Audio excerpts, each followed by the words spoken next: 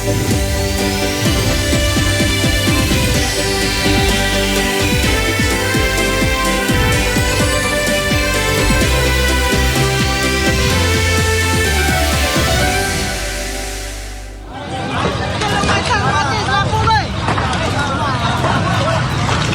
melanda destinasi wisata Desa Adat Sade, Kecamatan Pujut, Kabupaten Lombok Tengah, Nusa Tenggara Barat. Bahan bangunan rumah adat yang terbuat dari ilalang membuat api menyebar dengan cepat dan melalap seluruh rumah adat di desa wisata ini. Dari keterangan warga, api mulai terlihat dari tengah-tengah permukiman rumah adat. Belum diketahui penyebab pasti, namun diduga akibat arus pendek listrik di salah satu bangunan. Kecil apinya, lama-lama jadi besar apinya. Tongges, ribuan tongges yang meletup. Ya, tidak ada yang bisa diselamatkan.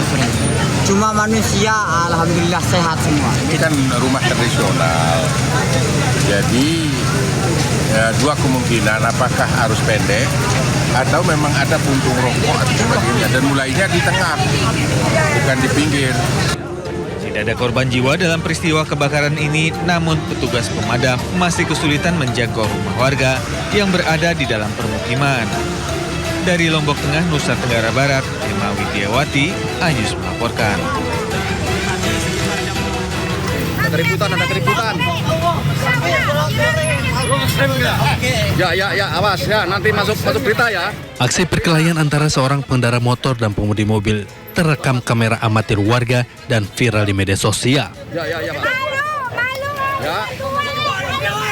Dalam video terlihat pria berhelm yang merupakan si pengendara motor memiting dan memukul pria pengemudi mobil hingga mendorongnya ke tembok di area SPBU kawasan Tanjung Barat, Jagakarsa, Jakarta Selatan. Larayan warga sekitar pun tak digubris oleh pelaku. Menurut laporan pengemudi mobil, kejadian ini dipicu karena si pengendara motor tidak terima saat diklakson hingga akhirnya marah dan melakukan penganiayaan terhadap dirinya. Di Polsek Jagakarsa telah menerima seorang laki-laki inisial AJ, umur 35 tahun, warga Jagakarsa. Kemudian dari keterangan yang kita dapat bahwa dari AJ telah mengalami penganiayaan di Jalan Tanjung Barat, tepatnya di pom bensin Tanjung Barat.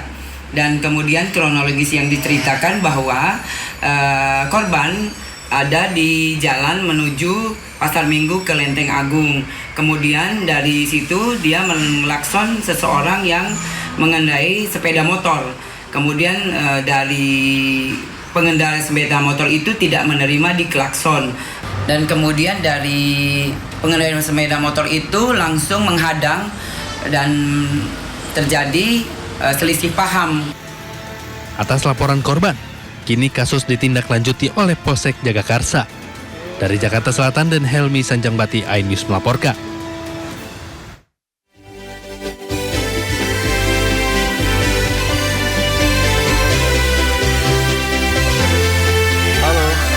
Selamat pagi pemirsa, selamat datang di Sindo Today. Selamat pagi Nata. Pagi juga Syafa, gimana kabarnya? Baik, Nata apa kabar? Kabarnya baik juga dong. Tapi Syafa ngomong-ngomong, ini setelah 17 Agustus yang kemarin meriah, ini kan masih juga banyak teman-teman kita ataupun warga yang terdampak akibat bencana. Ditambah lagi nih, kabarnya tanggal 27 Agustus nanti akan ada aksi demonstrasi dari warga Pati yang akan beraksi di depan gedung DPR. Betul sekali, kabarnya ada 2 tuntutan yang dibawa oleh warga Pati, yakni terkait percepat undang-undang perampasan aset koruptor segera disahkan dan juga hukuman mati bagi koruptor, Nata. Ya, bahkan sejumlah elemen masyarakat Pati juga nampaknya memang sudah muak dengan korupsi yang ada di negeri ini. Karena ya mau bagaimanapun, jadi masyarakat itu tidak percaya dengan lembaga manapun karena semua instansi ini terlibat adanya praktik-praktik curang tersebut. Betul, karena mungkin masyarakat merasakan bahwa hukuman bagi koruptor ini belum menimbulkan efek jera ya Nata ya. Ya, bahkan ada informasi lagi nih, selain tadi warga Pati, di saat yang sama juga elemen mahasiswa juga berencana akan menggelar demo pada tanggal 27.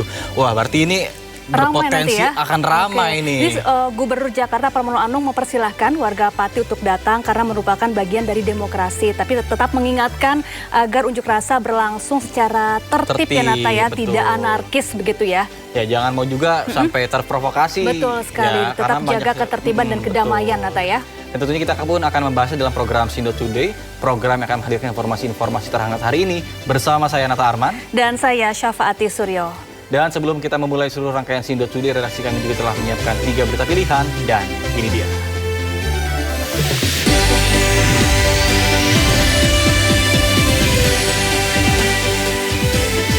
Gunung Anak Krakatau di Selat Sunda terpantau masih erupsi. Peningkatan aktivitas Krakatau berada dalam level siaga.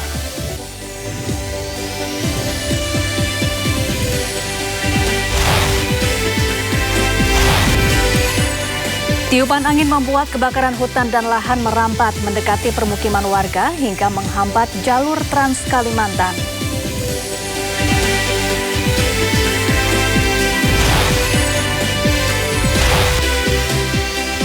Pemerintah Provinsi Jakarta tengah mengkaji kenaikan tarif parkir kendaraan roda 2 dan roda 4.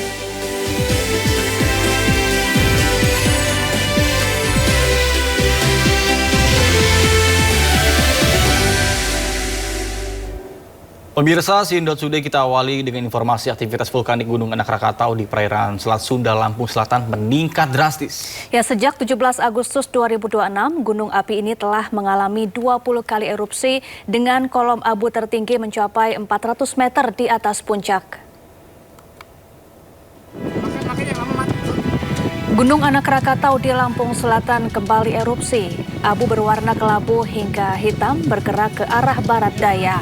Erupsi terkuat tercatat pada pukul 11.57 waktu Indonesia Barat dengan tinggi kolom abu vulkanik teramati sekitar 400 meter di atas puncak. Aktivitas erupsi tersebut terekam pada seismograf dengan amplitudo maksimum 55 mm. Sebelumnya pada 17 Agustus 2026, Gunung Anak Krakatau tercatat 20 kali erupsi. Saat ini Gunung Anak Krakatau berstatus level 3 atau siaga.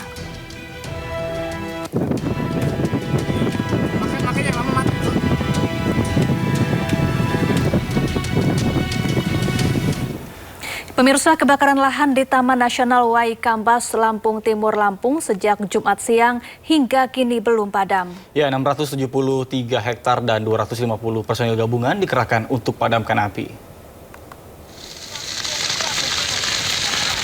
Petugas gabungan masih berjibaku memadamkan api di kawasan Taman Nasional Waikambas, Lampung Timur. Api pertama kali terlihat pada Jumat siang kemarin sekitar pukul 13.00 di wilayah Braja Selebah. Api kemudian merambat dan juga membakar lahan hingga seluas 673 hektar. Akses jalan yang sulit dan juga terbatasnya sumber air menjadi kendala petugas di lapangan. Dugaan sementara kebakaran dipicu aktivitas pemburu liar, namun dugaan tersebut masih didalami polisi.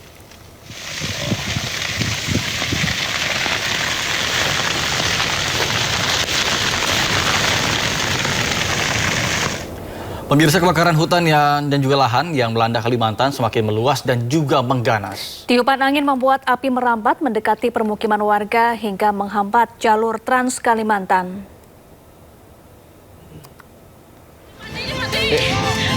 Kebakaran hutan dan lahan di Kalimantan Selatan yang terus meluas kini hampir merambat ke pemukiman warga. Sejumlah warga panik dan ikut memadamkan api dengan alat seadanya lantaran hampir menyambar mobil tangki air. Di Liang Anggang, Banjarbaru, Kalimantan Selatan, kobaran api hampir menyentuh pemukiman warga. Tidak hanya mendekati pemukiman warga, petugas juga harus menutup sementara jalur Trans Kalimantan untuk kendaraan roda 4. Penutupan jalan dilakukan untuk memudahkan akses petugas pemadam kebakaran.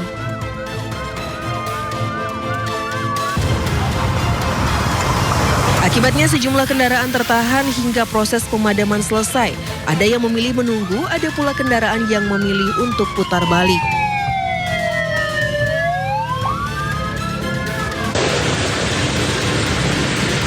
Sementara itu, kabut asap pekat masih menyelimuti jalan dan pemukiman warga.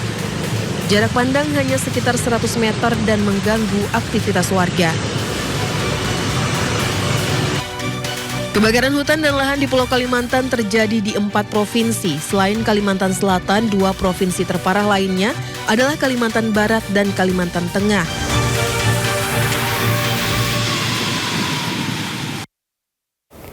Ya, kebakaran hutan dan lahan di Kalimantan masih terus ditangani. Salah satu upaya yang dilakukan yakni mengerahkan helikopter untuk memadamkan titik api dari udara.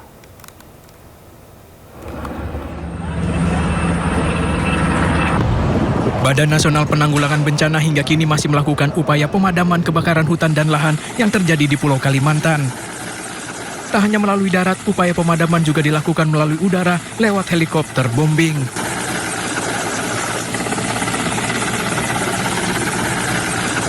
Pemandangan helikopter membawa muatan air lalu menumpahkan ke kawasan terbakar mungkin terlihat sederhana, kenyataannya menjatuhkan ribuan liter dari udara tak bisa dilakukan asal siram.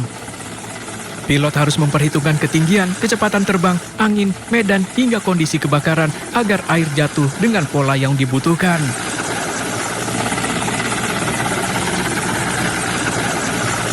Penggunaan helikopter diharapkan bisa membantu menjangkau lokasi kebakaran yang sulit diakses oleh jalur darat, sekaligus untuk mempercepat proses pemadaman dan mencegah api semakin meluas.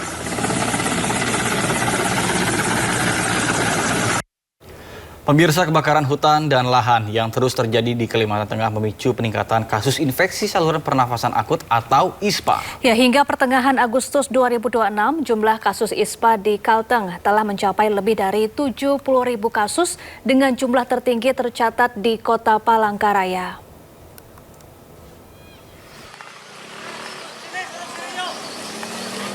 Kebakaran hutan dan lahan di tengah musim kemarau dan cuaca panas masih terus terjadi dan meluas di Palangkaraya dan sejumlah kabupaten di Kalimantan Tengah. Di Palangkaraya, berdasarkan data BPBD setempat, total luas hutan dan lahan yang terbakar hingga kini telah mencapai lebih dari 263 hektar.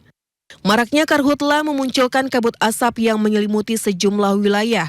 Kondisi ini membuat warga yang beraktivitas di luar rumah terpapar asap, dan sebagian harus memeriksakan kondisi kesehatannya ke puskesmas. Berdasarkan data Dinas Kesehatan Provinsi Kalimantan Tengah, jumlah kasus ISPA sejak Januari 2026 hingga 2 minggu pertama Agustus 2026 telah mencapai 70.407 kasus. Terbanyak diderita oleh anak-anak. Kasus tertinggi tercatat di Kota Palangkaraya dengan 15.515 kasus. Sementara itu Kabupaten Kota Waringin Barat menempati urutan kedua dengan 12.241 kasus. 2 minggu di bulan Agustus itu sudah tercatat 70.470 kasus ISPA secara Kalimantan Tengah. Nah, yang tertinggi itu ada di Kota Palangkaraya, yaitu sejumlah 15.515 kasus. Menyikapi kualitas udara yang menurun akibat kabut asap dalam beberapa hari terakhir, Dinas Kesehatan Kalimantan Tengah menghimbau masyarakat, terutama anak-anak, agar tidak bermain di luar rumah. Warga yang terpaksa beraktivitas di luar rumah dianjurkan menggunakan masker, sementara untuk penderita asma dan penyakit jantung dihimbau mengurangi aktivitas di luar rumah. Dari Palangkaraya, Kalimantan Tengah, Ade Sata, iNews melaporkan. Ya, Kalimantan darurat kebakaran hutan dan lahan. Ya, puluhan ribu hektar lahan terbakar membuat relawan pemadam karhutla kelelahan, bahkan pingsan. Masya Allah apinya. Kita tekuk api. Kabur. Aduh, hai. Segera kabur, segera kabur, segera kabur, kabur, meninggalkan lokasi. Inilah detik-detik para petugas pemadam kebakaran melarikan diri usai terkepung api kebakaran lahan di Kampung Labanan, Kecamatan Teluk Bayur, Kalimantan Timur. Kencangnya hembusan angin membuat api cepat menyebar hingga mengelilingi keberadaan petugas yang tengah memadamkan api. Tanpa kena lelah, petugas terus berjibaku untuk menjinakkan api meski nyawa menjadi taruhan. Sementara akibat kelelahan memadamkan kebakaran hutan dan lahan, serta terkepung dan menghirup asap tebal, 2 relawan di Sampit Kabupaten Kota Waringin Timur, Kalimantan Tengah jatuh pingsan. Rizky Mubarak, relawan ini bahkan terpaksa digendong dan dilarikan ke rumah sakit. Korban pun dilarikan menggunakan ambulans ke Rumah Sakit Dr. Murjani Sampit untuk mendapatkan perawatan. Gusti, seorang petugas posko gabungan pengendalian karhutla, juga tumbang karena kelelahan akibat banyak menghirup asap pekat. Terlalu menghirup banyak asap dan ya lumayan jarak titik api cukup jauh dan besar juga apinya. Selama kebakaran hutan dan lahan atau karhutla, para relawan ini jatuh bangun berjuang memadamkan karhutla, bekerja siang malam tanpa dibayar. Bahkan mereka membiayai sendiri kebutuhan BBM, makan dan minum. Kalimantan lagi-lagi darurat kebakaran hutan dan lahan. Berdasarkan data BPBD, Kalimantan Barat jadi provinsi dengan luas karhutla terbesar, lebih dari 28.700 hektar.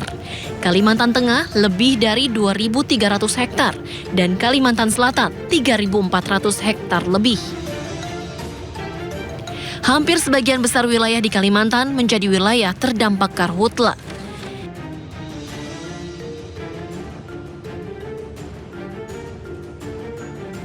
Dengan masing-masing provinsi memiliki sedikitnya 3 wilayah paling terdampak. Kebakaran hutan dan lahan di Kalimantan mulai berdampak pada kehidupan warga. Terlebih, kabut asap pekat menyulitkan aktivitas warga dan membuat indeks kualitas udara memburuk. Diketahui indeks kualitas udara di Kota Palangkaraya mencapai 487, masuk kategori berbahaya dan berdampak pada jarak pandang. Dari Kalimantan Tengah dan Kalimantan Timur, Tim Liputan iNews melaporkan. Pemirsa, di tengah kebakaran hutan yang melanda, beberapa sungai di Kalimantan dilaporkan menyusut di tengah cuaca panas. Dari rekaman video amatir warga, terpantau debit air sejumlah sungai besar di Kalimantan mengalami penyusutan. Bahkan tak sedikit sungai yang terlihat dasarnya. Akibatnya aktivitas distribusi logistik masyarakat terganggu lantaran jalur sungai selama ini menjadi salah satu jalur penting bagi pergerakan barang dan kebutuhan masyarakat.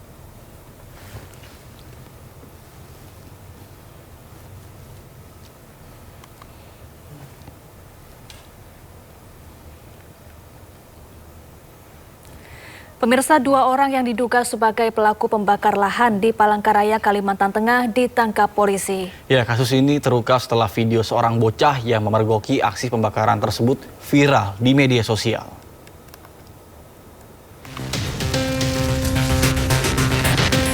Satreskrim Polresta Palangkaraya, Kalimantan Tengah tangkap 2 orang yang diduga sebagai pelaku pembakaran lahan. Dari tangan keduanya, petugas menyita sejumlah barang bukti, 1 buah korek api gas yang diduga digunakan untuk membakar lahan, senter kepala, dan arang bekas pembakaran. Lahan yang terbakar tersebut memiliki luas sekitar 20 kali 50 meter. Kasat Reskrim Polresta Palangkaraya, AKP Eka Palti Putra Hutagao, menjelaskan terungkapnya kasus ini berawal dari video viral di media sosial. Dalam video tersebut, seorang bocah memergoki aksi pembakaran lahan yang dilakukan pada malam hari saat pelaku keluar dari lahannya. Dari berdasarkan penyelidikan, penyidik menanyakan tersebut, Icung dalam kegiatannya membakar itu bersama Wawan alias Bapak Memeng, yang mana tidak lain tidak bukan adalah abang ipar ya, abang iparnya sendiri. Adapun lahan yang dibakar tersebut punya Wawan. Punya di belakang Icung. Punya Wawan dan di belakangnya Icung. Mungkin yang menjadi motif dari mereka adalah pada tujuannya itu melakukan pembersihan lahan. Dia ngerumput lah, istilahnya ngerabat lah. Berdasarkan hasil penyelidikan, kedua terduga pelaku mengaku membakar lahan milik mereka sendiri dengan alasan untuk membersihkan lahan dengan cara dibakar. Keduanya terancam hukuman maksimal 9 tahun penjara atas perbuatannya. Dari Palangkaraya, Kalimantan Tengah, Adesata iNews melaporkan. Pemirsa, Kapolri Jenderal Listio Sigit Prabowo sudah mengantongi nama-nama yang diduga terlibat dalam kasus kebakaran hutan dan lahan di Kalimantan. Ya, bahkan beberapa orang sudah ditangkap. Saat ini yang sedang kita lakukan melakukan pemadaman, sekaligus juga kita melakukan penyelidikan dan investigasi terkait dengan peristiwa yang terjadi.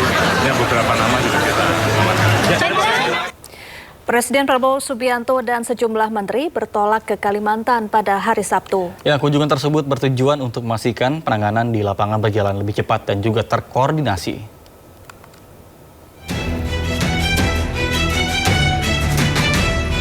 Di tengah hutan yang terbakar dan pekatnya asap, Presiden Prabowo Subianto datang ke lokasi untuk mengecek kondisi sekaligus memimpin langsung penanganan kebakaran hutan dan lahan di Desa Limpung, Kabupaten Kuburaya, Kalimantan Barat, Sabtu siang.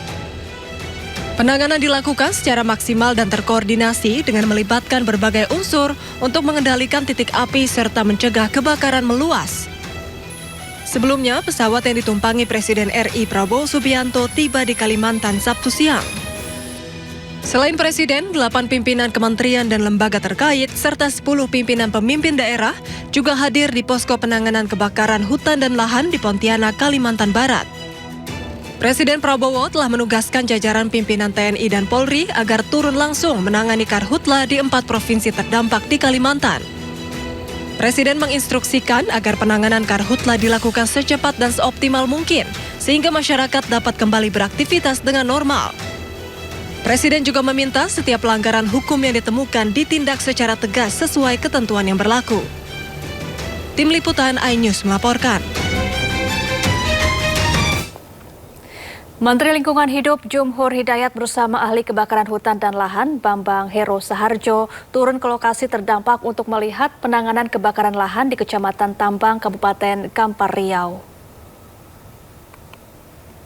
Peninjauan turut didampingi oleh Kapolda Riau, Heri Heriawan.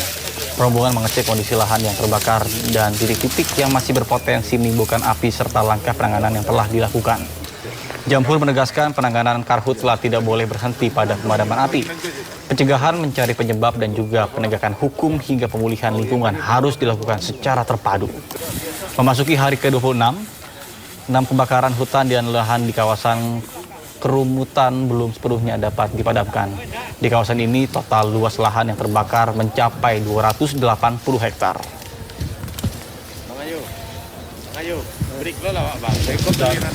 Sampaikan bahwa seluruh Indonesia itu ada sekitar 3.800 titik api dan kecepatan baiknya itu memang 1-2 hari terakhir. Jadi update datanya sangat cepat. Dan sekarang terindikasi sudah ada sekitar 335 perusahaan pemilik konsesi di Indonesia yang tersebar di seluruh Kalimantan dan Sumatera yang di wilayah konsesinya ada titik api dan terjadi kebakaran. Walaupun hanya 1 hektar, 2 hektar, tapi tetap itu di wilayah konsesi. Dan mereka tentu bekerja untuk segera memadamkan. Sekitar 26 hari masih berlangsung, tetapi yang jelas di Kerumutan itu ada 280 sekian hektar yang terbakar dan hasil kolaborasi kami dengan TNI, terutama saya dengan Pak Pangdam 19 Tuan Kitambusai kemarin bersama-sama dibantu oleh dari Manggala Agni, masyarakat peduli api dan semua stakeholder terkait untuk bagaimana menguatkan komitmen kebersamaan kita bahwa ini adalah masalah kita semua.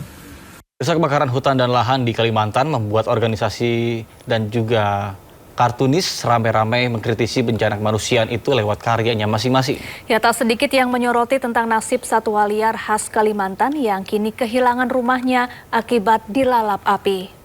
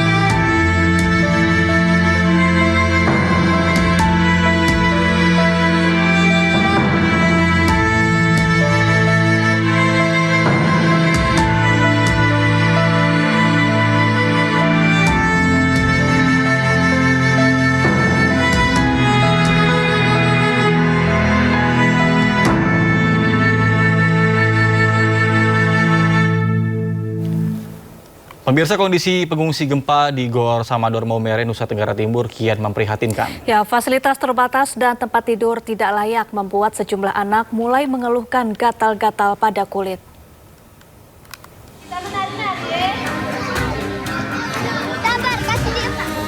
Hari-hari di pengungsian tak membuat warga bisa beristirahat dengan tenang.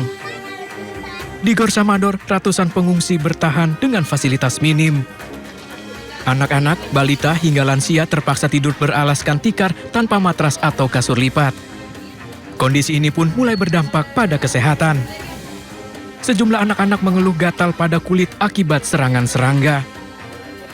Kalau untuk kebutuhan pokok untuk bayi balita belum dapat. Belum dapat ya? Alas tidur? Alas tidur sudah berupa tikar begini. Kalau untuk kasur tidak, karena biasa serangga juga naik, jadi gatal-gatal. Oh, mulai terasa sakit ya? Biasa bintik-bintik juga pengaruh serangga tadi. Serangga. Para pengungsi berharap bantuan segera tiba. Bukan hanya alas tidur, tapi juga obat-obatan dan layanan medis. Data BNPB mencatat gempa telah menelan 87 korban jiwa dan melukai 1.298 orang. Pada hari ini, secara kumulatif jumlah yang meninggal ada 87 jiwa, sedangkan jumlah orang-orang yang luka atau korban yang luka ada mencapai 1.298 jiwa. Saat ini pengungsi karena banyaknya gempa susulan, pengungsi juga bertambah dari angka yang kemarin 1.130-an ribu, sekarang sudah mencapai 150.576 jiwa. Hingga kini, getaran gempa bumi juga masih terus terasa. BNPB pun mencatat lebih dari 5.000 gempa susulan terjadi. Dari Sika, Joni Nura, iNews melaporkan. Pemirsa, ketegangan mewarnai penyaluran bantuan bagi korban gempa di Manggarai Timur, Nusa Tenggara Timur. Ya, Camat Lamba, maksud kami Lamba Leda, mengamuk di posko logistik mempertanyakan jumlah bantuan yang dinilai tidak sesuai dengan kebutuhan warga. Punya bantuan banyak, supaya orang dengar sana. Di telepon saya rekam terlaluan. Bantuan saya. Suasana posko logistik mendadak tegang. Camat Leda Utara, Agustinus Supratman terlibat adu argumen dengan pejabat BNPB. Agustinus mempertanyakan bantuan yang tersedia. Saya sudah tidak kuat lagi. Saya tidak kuat lagi. Datang aja tekan, mama mau bantuan saya. Ia menilai bantuan yang diterima tidak sesuai dengan data warga terdampak. Agustinus mengaku harus memikirkan bantuan untuk lebih dari 21.000 warga di 11 desa. Saya bagi rata 11 desa. Saya bagi rata 11 desa. Ambil. Di sana. Ambil. Saya di rumah. Ambil. Menanggapi perselisihan ini, PLT Kepala Pusat Data Informasi dan Komunikasi Kebencanaan BNPB, Berton SP Panjaitan, menyebut ketegangan terjadi karena kesalahpahaman di lapangan. Kami kira dalam melaksanakan koordinasi ataupun melaksanakan tugas, ada saja apa yang kita sebut dengan berbeda pendapat ataupun hal-hal yang intens, karena kita tahu penanggulangan bencana ini membutuhkan energi, membutuhkan perhatian dan tekanan yang tinggi secara psikologis maupun tekanan yang lain, sehingga kesalahpahaman bisa saja terjadi. BNPB memastikan perselisihan tersebut tidak mengganggu penyaluran bantuan bagi warga terdampak bencana. Tim Liputan iNews melaporkan. Pemirsa, seorang relawan gempa Nusa Tenggara Timur meninggal dunia diduga akibat kelelahan saat menyalurkan bantuan. Jenazah korban dibawa tim SAR menggunakan helikopter menuju Bandara Labuan Bajo untuk diterbangkan ke Jakarta.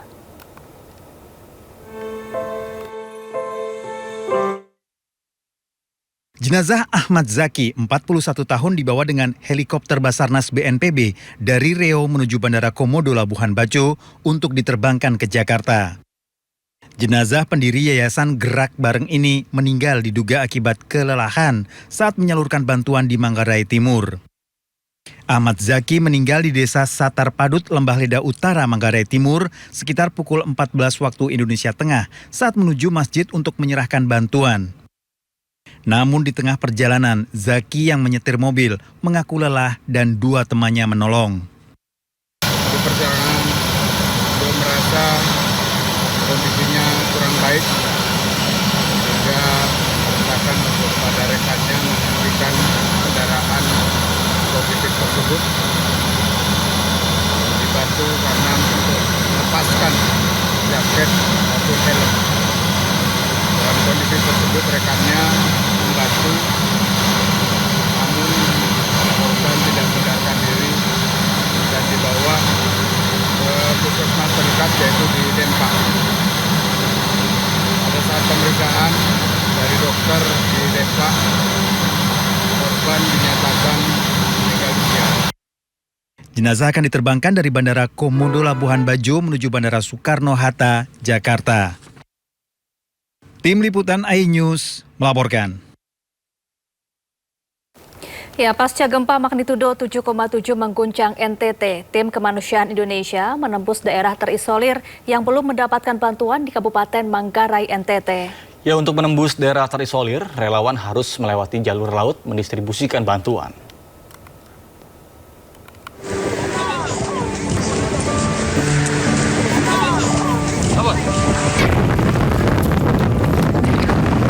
Tim relawan kemanusiaan Indonesia menembus daerah terisolir untuk mendistribusikan bantuan ke Dusun Lewar.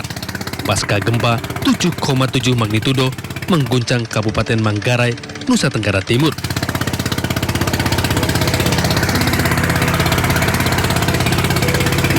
Dengan keterbatasan jalur akses, relawan harus menggunakan perahu untuk mendistribusikan bantuan sebanyak 500 kg bahan pokok untuk warga terisolir. Penerima manfaat dari bantuan tim kemanusiaan ini sebanyak 600 jiwa. Mudah-mudahan nanti ada donatur-donatur yang bisa membantu Bapak Ibu di sini. Daerah yang terisolir ini baru pertama kali mendapatkan bantuan karena keterbatasan akses yang hanya bisa dilewati dengan jalur laut menggunakan perahu. Teman-teman, tidak semua bantuan itu melewati jalan darat. Nah, kita akan menggunakan perahu. Mudah-mudahan bantuan ini bisa tiba dengan selamat dan bisa membantu saudara-saudara kita terdampak bencana gempa bumi. Selain itu, warga Dusun Lewar berterima kasih atas kepedulian dan bantuan terhadap Dusun Lewar yang terisolir akibat akses yang hanya bisa dilalui jalur laut. Terima kasih atas bantuan dari relawan yang telah membantu kami. Terkhususnya kami mensulikan bantuan khusus, bantuan air minum, sudah itu penerangan listrik, dan juga kami sulit pembangunan rumah kami itu roboh. Pasca gempa, sampai saat ini warga belum bisa kembali ke rumah hingga harus mengungsi ke dataran lebih tinggi karena gempa susulan terus terjadi di Nusa Tenggara Timur. Tim Liputan iNews melaporkan. Mirsa Panglima Komando Gabungan Wilayah Pertahanan 2, Pangkogap Wilhan 2, Marsikal Madia Muzaffar mengunjungi lokasi gempa di Nagekeo, Nusa Tenggara Timur. TNI memastikan pasokan bantuan gempa terdistribusi dengan baik. Kunjungan Pangkogap Wilhan 2 ke lokasi gempa di Kabupaten Nagekeo sekaligus mendampingi Menteri Pertanian Amran Sulaiman. Dalam kunjungannya, Marsikal Madia Muzaffar berdialog dengan pengungsi untuk memastikan kebutuhan pangan dan bantuan bagi masyarakat dapat terpenuhi dengan baik. Rombongan juga menyerahkan ribuan paket sembako kepada masyarakat terdampak.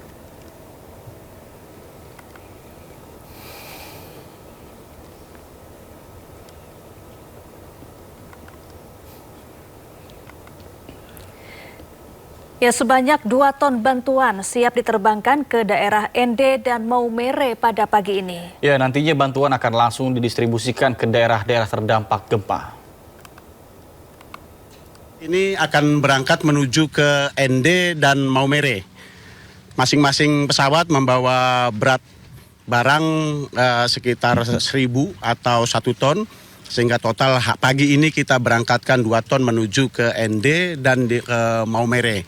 Setelah itu, setelah sampai di ND dan Maumere, personel kami yang ada di posko Aju sudah standby dan siap mendistribusikan ke tempat-tempat tujuan.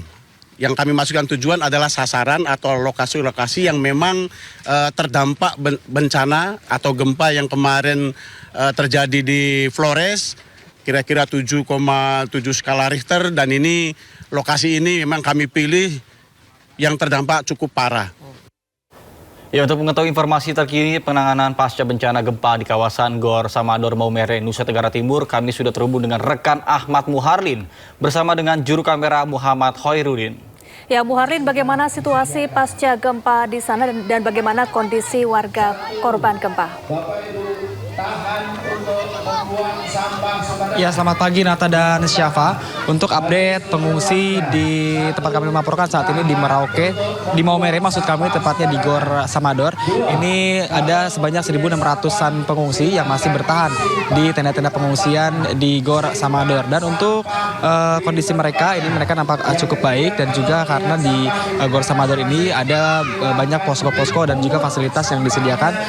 Salah satunya yaitu posko dapur umum, posko kesehatan, dan juga di belakang saya ini merupakan posko hangat yang didirikan oleh relawan dari Dompet Duafa. Untuk mengetahui seperti apa bantuan dan juga posko-posko yang sudah didirikan oleh salah satu relawan dari Dompet Duafa, kita akan berbincang dengan satu perwakilannya. Selamat pagi Bapak.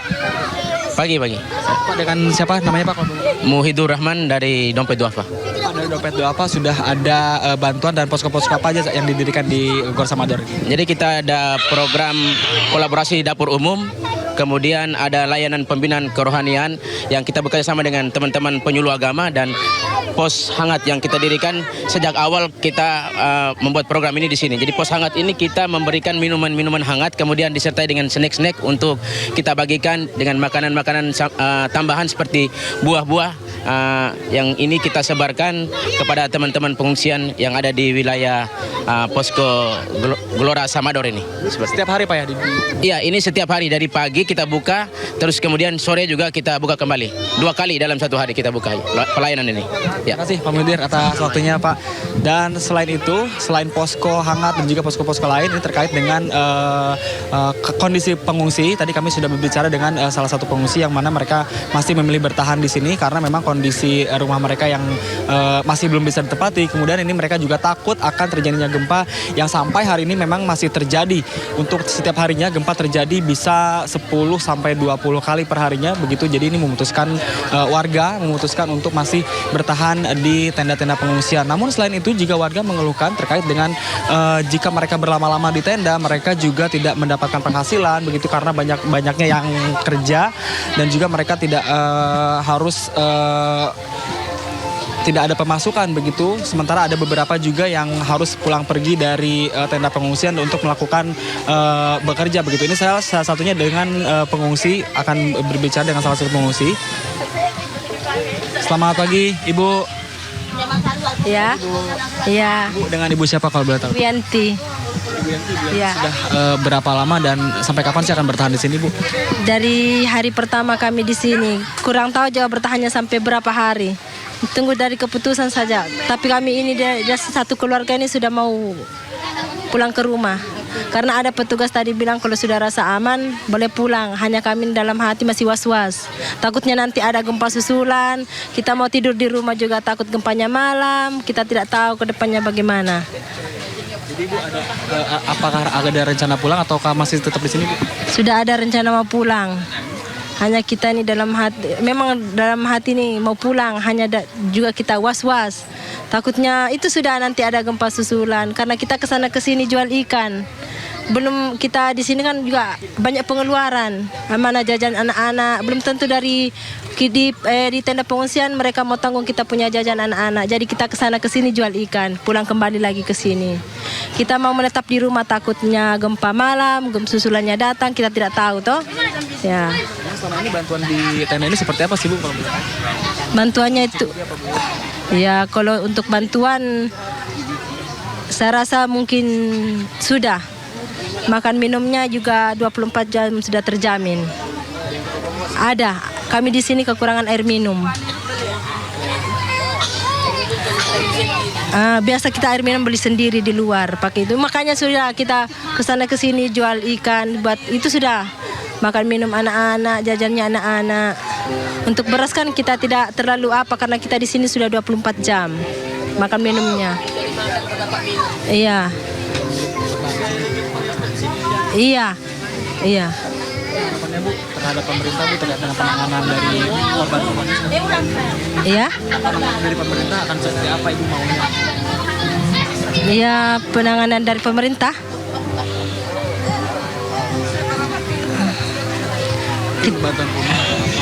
Kalau untuk rumah tidak rusak. Karena kita mengungsi di sini hanya mencari aman saja karena kita ini tinggal di atas laut. Kita takutnya lagi kita mau bertahan di sana takutnya gempa tsunami kita tidak tahu toh karena ini kan gempa susulnya tiap detik, tiap saat kita tidak tahu. Jadi alangkah baiknya kita hitung numpang tidur saja dulu di sini. Iya, sampai keadaan membaik seperti semula baru kita bisa pulang ke rumah.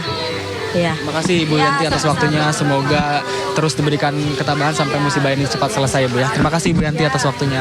Itu tadi Nata, Syafa dan juga pemirsa perbincangan saya dengan salah satu pengungsi yang mana mereka mengeluhkan sejumlah hal terkait dengan ini. Mereka tentunya masih khawatir begitu dengan gempa yang masih sering terjadi, makanya mereka tidak berani untuk pulang ke rumah walaupun sudah ada himbauan dari petugas di sini jika dirasa mereka akan pulang ke rumah itu dipersilakan saja, namun warga memilih tetap bertahan di pos-pos pengungsian karena mereka takut khawatir karena gempa yang sering terjadi. Terkait selain itu juga bantuan ini tadi juga warga atau pengungsi menyampaikan untuk bantuan logistik seperti makanan dan kebutuhan lain itu dirasa sudah cukup. Namun ada kebutuhan yang belum dirasa cukup yakni kebutuhan air bersih terkait dengan kemudian ada juga kebutuhan popok kebutuhan bayi dan juga kebutuhan lansia seperti popok bayi, kebutuhan susu, kebutuhan alas tidur dan juga kebutuhan selimut karena memang untuk malam hari cuaca di sini memang terasa sangat dingin. Itulah beberapa ataupun bantuan-bantuan yang diinginkan oleh warga. Sekian laporan dari kami, saya kembalikan ke studio Nata dan Syafa. Mohardin atas laporannya di Maumere NTT. Selamat bertugas kembali dan hati-hati. Pemirsa, polisi bongkar produksi uang palsu di kawasan pergudangan Taman Tekno, Tangerang Selatan, Banten. Informasinya usai jeda, tetaplah di Sindo Today.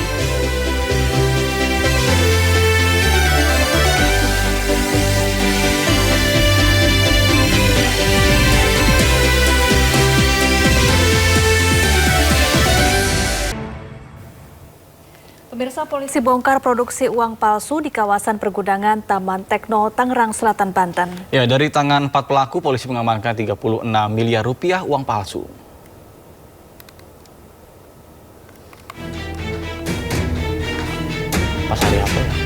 Kapolda Metro Jaya Komjen Pol Asep Edi Suheri memimpin langsung penggerebekan produksi uang palsu di kawasan pergudangan Taman Tekno, Tangerang Selatan, Banten. Dalam penggerebekan, polisi menangkap 4 orang pelaku yang telah beroperasi selama kurun waktu 5 bulan terakhir. 2 diantaranya merupakan residivis dengan kasus serupa. Dari tangan para pelaku, polisi juga mengamankan uang palsu senilai 36 miliar rupiah berikut dengan alat cetak. Ini kualitas yang kami bisa temukan, ya. Ini adalah kualitas grade A, ya, di mana ada nomor seri. Kemudian ada benang pengaman, kemudian juga ada hologram, dan juga ada simbol negara di situ. Meski uang palsu yang diamankan belum diedarkan, namun nantinya polisi akan berkoordinasi dengan Bank Indonesia. Sementara itu, guna mempertanggungjawabkan perbuatannya, para pelaku dijerat ancaman hukuman 15 tahun penjara. Dari Tangerang Selatan, Banten, Nunung Purnomo, iNews melaporkan. Pemirsa, seorang anak perempuan berusia 12 tahun mengalami kekerasan yang dilakukan oleh sesama temannya di komunitas seni kuda lumping. Aksi perundungan yang dipicu masalah asmara antara korban dan salah satu pelaku viral di media sosial. Sebuah video memperlihatkan seorang anak perempuan menjadi korban perundungan di pantai Teluk Penyu Cilacap, Jawa Tengah. Korban terlihat dikerubungi oleh para pelaku dan mendapat kekerasan fisik. Korban dan para pelaku merupakan teman di komunitas seni tradisional kuda lumping atau ebek. Tak hanya sekali, korban juga mengalami perundungan di lokasi yang berbeda. Para pelaku yang semuanya anak perempuan di bawah umur melakukan perundungan kepada korban hingga menangis. Tidak terima, orang tua korban melaporkan ke polisi. Berdasarkan pemeriksaan polisi, aksi perundungan dipicu oleh masalah asmara antara korban dengan salah satu pelaku. Jadi masalah asmara dia adalah salah satu terduga pelaku. Kemudian mereka ungkapkan atau merasakan kecewaan dengan cara melakukan bullying, baik fisik maupun psikis. Polisi menetapkan tersangka 5 anak yang masih berusia 13 hingga 14 tahun sebagai pelaku perundungan. Namun kasus perundungan ini diselesaikan secara diversi atau pemberian santunan ganti rugi kepada korban. Santunan ganti rugi yang diterima korban dari para pelaku yakni uang sebesar Rp2.500.000. Dari Cilacap, Jawa Tengah, Heri Susanto, iNews melaporkan.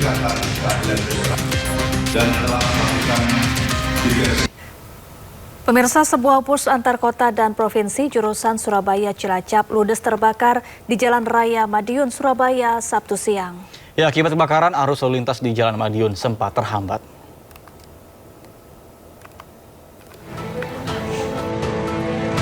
Api dengan cepat membakar seluruh bagian bus EK jurusan Surabaya Cilacap di Jalan Raya Madiun. Menurut sopir bus, kebakaran ini diawali dengan munculnya asap dari bagian belakang mesin. Kemudian api dengan cepat menghabiskan seluruh bagian bus. Dari belakang kan kelihatan spionnya itu, terus ada pemberitahuan dari pengemudi yang lain. Pas di lampu merah Lamus itu. Terus berhenti, saya berusaha minggir, madamkan dan nggak nutupi. Ada penumpangnya banyak atau Pak? Kurang tahu ya, nggak hafal kondektur. Tapi ada penumpang Pak? Ada. Lebih dari 10? Lebih dari 10. Petugas pemadam kebakaran mengerahkan 3 unit mobil pemadam dan berhasil memadamkan api setelah 1,5 jam. Tidak ada korban jiwa dalam peristiwa ini. Diduga ada konsleting di komponen mesinnya. Kalau proses pemadaman kira-kira berapa lama?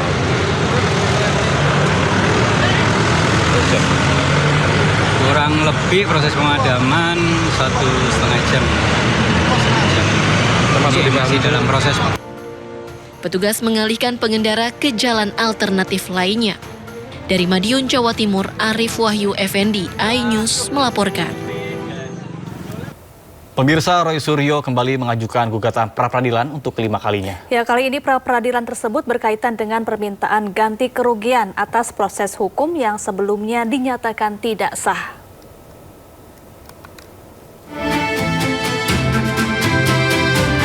Tersangka kasus tudingan ijazah palsu Presiden ke-7 RI Joko Widodo, Roy Suryo kembali mengajukan gugatan pra-peradilan terkait permohonan ganti kerugian.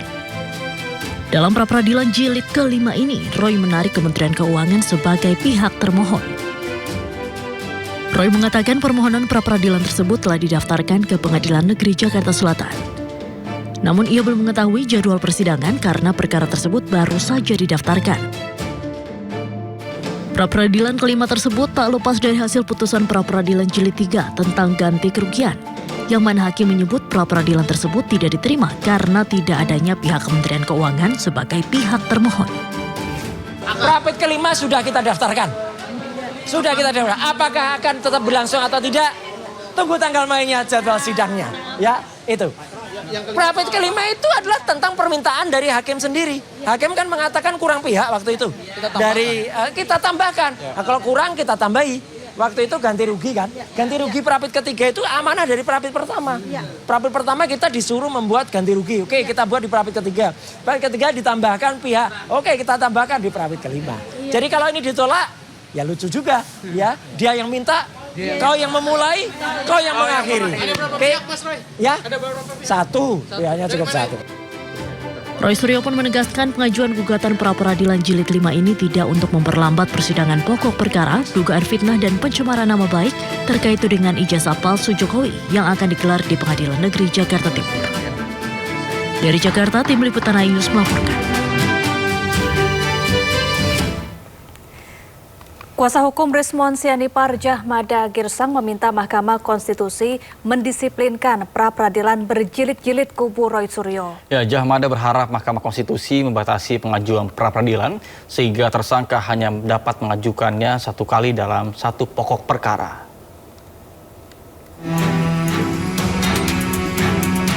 Ahli digital forensik Rismon Sianipar bersama kuasa hukumnya Jahmada Girsang mendatangi gedung Mahkamah Konstitusi mengajukan gugatan uji material terhadap ketentuan pra-peradilan yang diatur dalam Kitab Undang-Undang Hukum Acara Pidana Nomor 20 Tahun 2025. Jahmada Girsang menilai pengajuan pra-peradilan secara berulang oleh Roy Suryo dalam perkara ijazah Presiden ke-7 Republik Indonesia Joko Widodo menjadi salah satu alasan diajukannya gugatan tersebut. Jahmada menilai perlu ada upaya mengatur pembatasan pengajuan pra-peradilan tersebut karena dapat mengganggu kepastian dalam penegakan hukum di Indonesia. Nah, untuk itulah kami datang mengadukan bahasa itunya dan mengajukan permohonan kepada Mahkamah Konstitusi agar mau menyidangkan, memeriksa permohonan kami untuk menertibkan atau meluruskan proses pra-peradilan yang ada di KUHP pasal 158 huruf A dan pasal 89 KUHP. Agar hal itu ditertibkan, jangan terjadi seperti sekarang, ada pengulangan, ada pengulur waktu, dan cenderung itu tidak memenuhi azas kepastian hukum.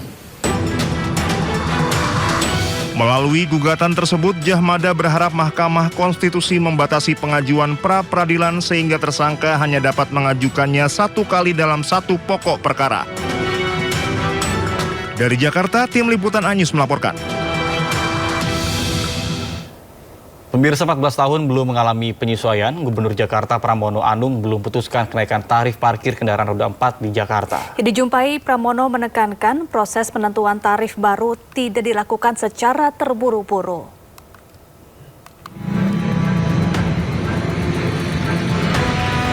Muncul wacana kenaikan tarif parkir hingga Rp60.000 per jam untuk kendaraan roda 4 di wilayah Jakarta.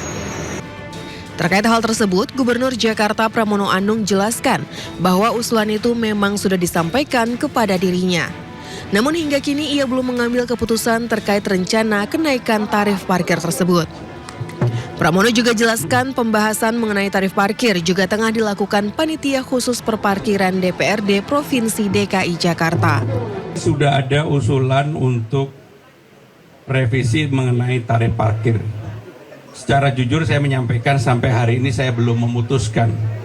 Karena keputusan untuk menaikkan tarif parkir adalah kewenangan gubernur. Walaupun kemudian seperti diketahui teman-teman sekalian, DPRD Provinsi DKI Jakarta juga ada pansus tentang perparkiran.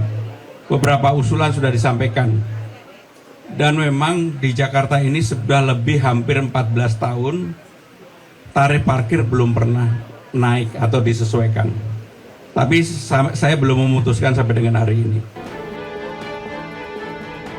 Sebelumnya tarif parkir di Jakarta diusulkan mengalami penyesuaian, di mana untuk motor tarif yang tengah dibahas kisaran Rp3.000 hingga Rp15.000 per jam. Sementara untuk mobil diusulkan rentang Rp6.000 hingga Rp60.000 per jam. Terima kasih Anda masih bersama kami di Sindo Today bersama Senat Arman dan Syafati Suryo. Pemirsa, petugas damkar terus berjuang memadamkan kebakaran hutan di Serra Calderona, Spanyol. Ya, dahsyatnya kobaran api memaksa sekitar 1.000 orang untuk mengungsi. Api melalap jutaan pohon di hutan di Serra Calderona, Spanyol. Kebakaran 423 hektar hutan ini diduga akibat sambaran petir. Pemerintah Spanyol mengerahkan 280 petugas damkar dan pesawat untuk memadamkan kebakaran hutan.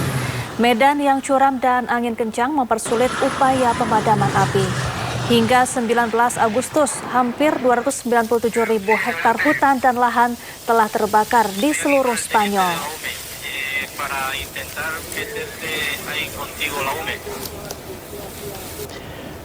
Ya, sementara akibat kebakaran hutan dan lahan, 1.000 orang dievakuasi dari kota Gatova di Valencia, Spanyol. Tim darurat militer dikerahkan untuk membantu penduduk meninggalkan rumah mereka. Evakuasi dilakukan menyusul usai angin kencang mendorong kobaran api menuju daerah pemukiman penduduk.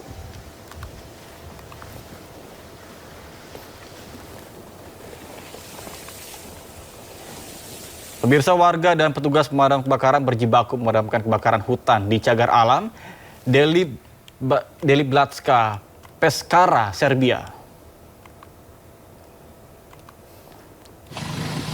Kebakaran ini telah menghanguskan lebih dari 3.500 hektar hutan dan vegetasi.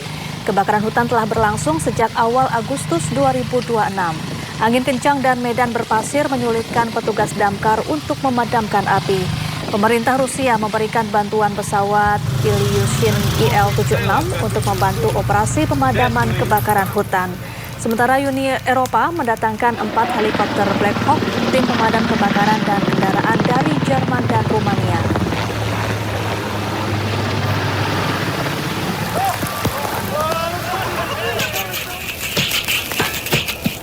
Sebuah ledakan dahsyat mengguncang gudang amunisi di daerah Al-Giran, Misrata, Libya. Ledakan ini menyebabkan roket dan juga amunisi berhamburan ke daerah sekitarnya. Adapun gudang milik Batalion Badai terletak di dekat penjara Al-Sik, Libya Barat. Lembaga Reformasi dan juga Rehabilitasi Al-Sik Main menyatakan para narapidana menerima perawatan akibat ledakan ini. Pada Agustus 2025 yang lalu, ledakan besar pun terjadi di gudang amunisi Al-Skirat, Misrata, Libya. Ledakan ini pun menyebabkan 16 orang terluka.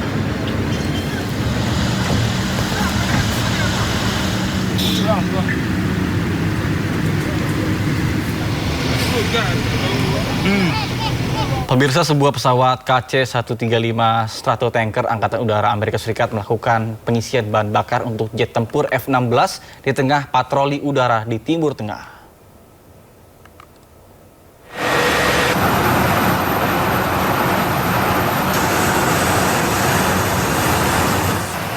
Militer Amerika Serikat secara rutin menggelar patroli udara di Timur Tengah menggunakan aset strategis jet tempur F-16 serta pesawat tanker bahan bakar KC-135. Patroli ini untuk mengawasi jalur pelayaran vital, merespons ketegangan dengan Iran, dan mengamankan pangkalan Amerika Serikat di Timur Tengah. Selain itu, pengoperasian jet tempur F-16 yang didukung pesawat tanker untuk memperpanjang jangkauan patroli di sekitar Selat Hormuz.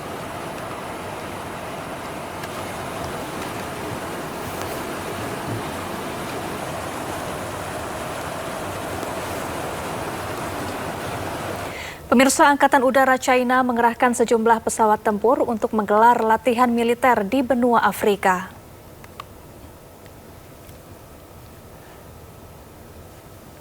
Pesawat tanker YY-20A dan 2 jet tempur J-16 lepas landas dari China menuju ke Mesir. Pesawat Angkatan Udara China berhasil melintasi 2 benua sejauh 6.000 km dalam waktu 9 jam. Latihan militer Eagle of Civilization Session 2026 dijadwalkan berlangsung dari pertengahan Agustus hingga awal September. Bahkan latihan ini dirancang untuk menguji kemampuan militer Tiongkok dalam memindahkan kekuatan udara secara cepat. Pengarahan ini juga menandai pertama kalinya jet tempur J-16 China diterbangkan ke Afrika.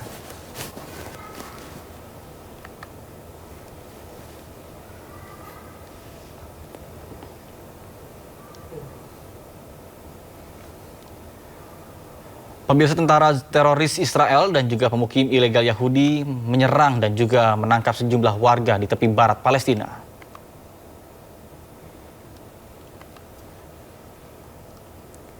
Serangan militer Zionis dan warga Israel setidaknya melukai 19 warga Palestina. Pasukan penjajah menembak dan melukai warga Palestina yang mencoba memasuki Yerusalem Timur. Serangan terhadap pekerja Palestina ini terjadi hampir setiap hari. Di masa Feryata, Hebron, seorang pria lanjut usia dipukuli hingga babak belur oleh pemukim Zionis bersenjata. Sebelumnya, pelaku menyerbu rumah korban dan merusak isinya.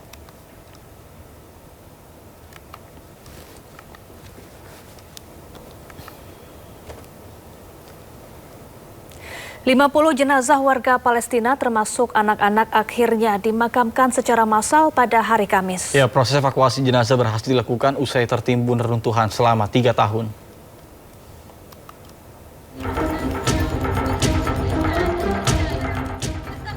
Warga Gaza menggelar pemakaman massal 50 jenazah warga Palestina yang tewas akibat serangan Israel, termasuk lebih dari 20 jenazah anak-anak.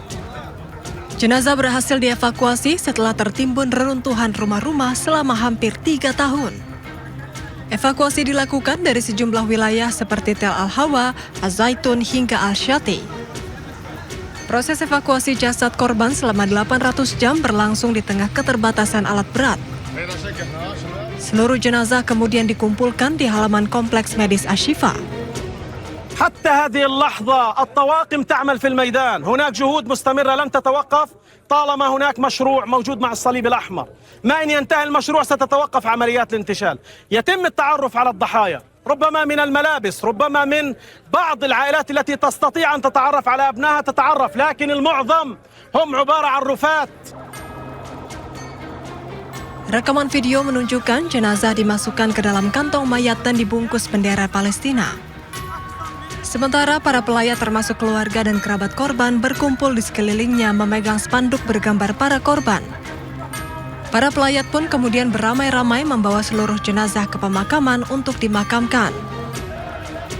Media Gaza melaporkan pada Oktober 2025, sekitar 9.500 warga Palestina dilaporkan hilang sejak awal perang, termasuk orang-orang yang diyakini masih berada di bawah reruntuhan.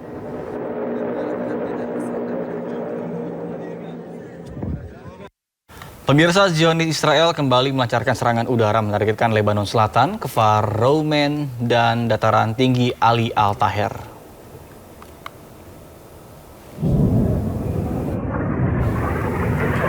Pesawat tempur penjajah Israel melancarkan serangan udara dan artileri intensif yang menargetkan beberapa wilayah di Lebanon Selatan. Serangkaian ledakan kuat juga dilaporkan di sejumlah wilayah tersebut dengan suara ledakan terdengar di sejumlah desa. Serangan ini berlangsung di tengah ketegangan lintas batas yang terus memanas dan berulangnya gempuran di Lebanon Selatan meskipun ada upaya mediasi serta kesepakatan gencatan senjata di kawasan tersebut.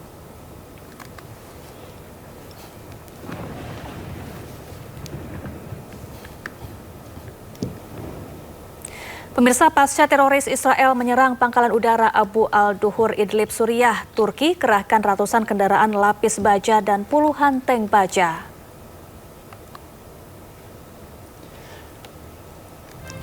Zionis Israel mendapat tanda bahaya baru dari meningkatnya aktivitas militer Turki di Suriah. Turki mulai mengerahkan 250 kendaraan lapis baja dan 20 tank ke Suriah Selatan. Pengerahan tersebut menjadi sorotan karena berlangsung setelah Israel melancarkan serangan udara ke Suriah.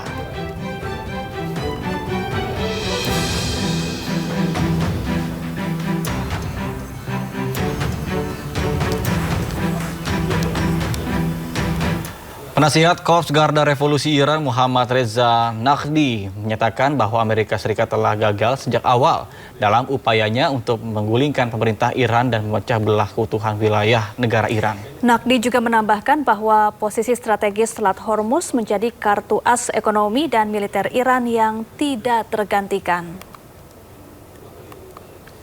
کسی که این جنگ رو شروع کرده بیان میکنه من میخوام چه بکنم پیروزی زمانی میتونه حاصل بشه و موفقیت زمانی میتونه ادعا بشه که کسی که هدفی رو مشخص کرده به هدف خودش رسیده باشه. دو تا هدف اصلی در جنگ دولت امریکا اعلام کرده و اونم این که نظام ایران رو براندازی کنن و ایران رو تجزیه کنن. این هدف اولیه بوده. این هدف تو همون بعد به خودش شکست خورد. تصور خیلی کوتاه‌بینانه طبق همون خصوصیتی که عرض کردم اینها داشتن که ظرف 3 روز 4 روز مثلا نظام ایران رو براندازی میکنن و مثلا ایران رو تجزیه میکنن. یعنی یه تصور خیلی واهی. Pemirsa, perang antara Iran dengan Amerika Serikat dan Israel memasuki babak baru. Ya, ketiga negara ini terus galang kekuatan untuk memperkuat militer mereka.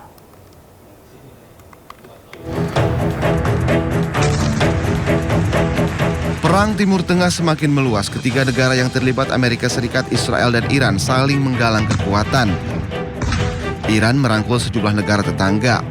Oman menjadi salah satu negara yang mendukung Iran menguasai Selat Hormuz. Kini, Iran mendekati Irak. Iran mengajak Irak untuk bersama-sama menghancurkan pangkalan militer Amerika Serikat di Timur Tengah. Presiden Amerika Serikat Donald Trump pun murka. Presiden AS Donald Trump mengancam akan membombardir Oman jika menghalangi upaya pembukaan kembali Selat Hormuz. I mean, we control it. We control it with the blockade. We have a blockade. We control it with the blockade. And I like the idea of declaring it a territory. We have total control over the Strait. Meski kondisi terus memanas, namun Pakistan terus mendorong Amerika Serikat dan Iran ke meja perundingan. Namun hingga kini belum ada kesepakatan antara keduanya.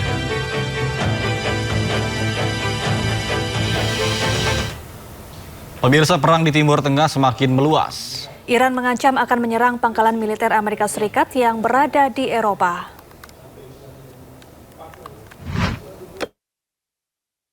Iran mulai pertimbangkan serangan terhadap fasilitas militer Amerika Serikat di Eropa. Nantinya, serangan akan difokuskan pada fasilitas militer AS di Eropa bagian selatan dan tenggara. Tindakan ini akan diambil bila AS terus menyerang Iran. Salah satu yang menjadi target adalah Bulgaria yang telah menyetujui penggunaan pangkalan udara Besmer untuk pesawat pengisian bahan bakar AS. Bulgaria pun telah bersiap menghadapi serangan Iran.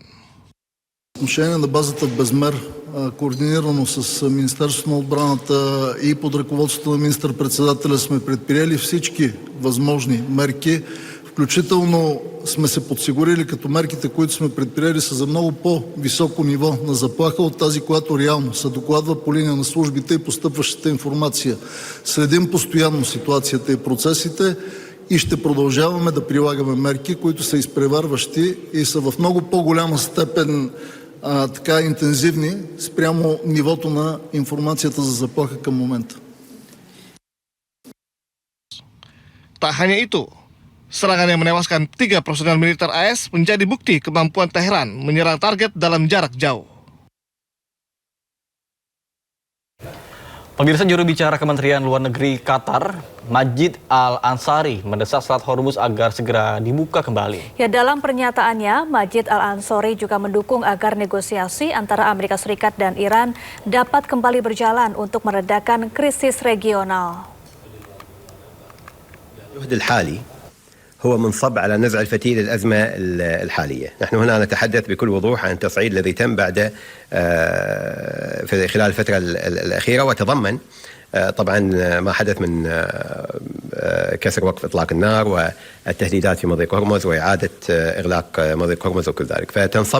ينصب تركيزنا حاليا على هذه المسألة والعودة إلى ما ورد في مذكرة التفاهم والعودة إلى المفاوضات بين الطرفين. هذه الجهود طبعا ما زالت مستمرة، ولكن كما تعلمون نحن بانتظار كذلك التوصل إلى اتفاق بين سلطنة عمان الشقيقة وإيران حول المضيق، ما سيمكننا طبعا من كما قلنا العودة إلى إطار المفاوضات. ولكن أيضا يجب التأكيد على أن الأزمة بشكلها الحالي هي تمثل طبعا تهديد علينا جميعا، ونحن لسنا في إطار تطبيق ما ورد في مذكرة التفاهم بشكل طبيعي. خارطة الطريق التي رسمتها مذكرة التفاهم ليس هو ما يتم حاليا، ولكن من ناحيتنا فنحن مستمرون في جهودنا، ونؤكد على أن الطريق الوحيد للمضي قدما هو وقف إطلاق النار، فتح مضيق هرمز وضمان حرية الملاحة والعودة إلى طاولة المفاوضات.